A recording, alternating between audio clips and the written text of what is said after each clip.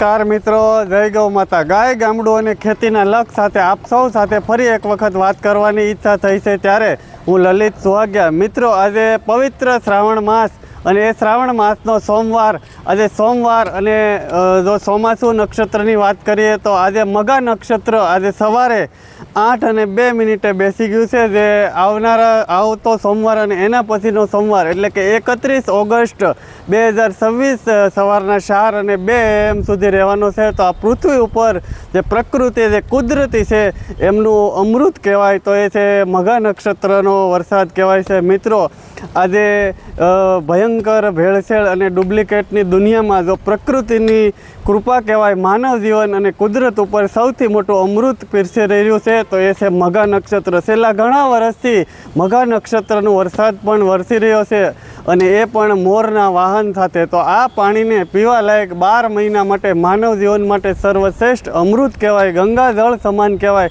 તો એને આપણે સાચવીને રાખવું જોઈએ। મિત્રો, આજે ઘણા બધા લોકો મોંઘું દાટ પાણી મંગાવતા હોય, 20 રૂપિયાની બોટલ હોય, 50 રૂપિયાની હોય કે 100 રૂપિયાની હોય, એનાથી પણ જો મોંઘું કહી શકાય તો એ મઘા નક્ષત્રનું પાણી કહેવાય। એ વર્ષે એ કુદરત અને ખેડૂતો માટે પણ ખૂબ સારું કહેવાય।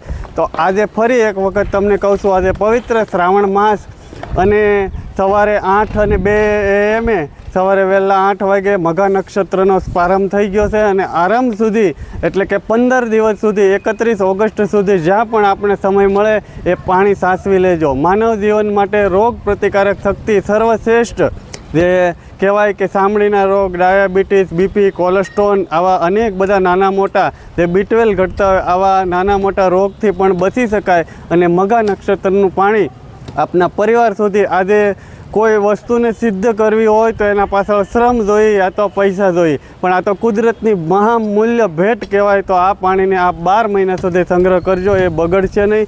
આપના ઘર સુધી કોઈ ફિલ્ટર કે કોઈ મોટા યંત્રની જરૂર નહીં પડે। આ પાણીને અવશ્ય સાચવી રાખજો। જય ગૌ માતા।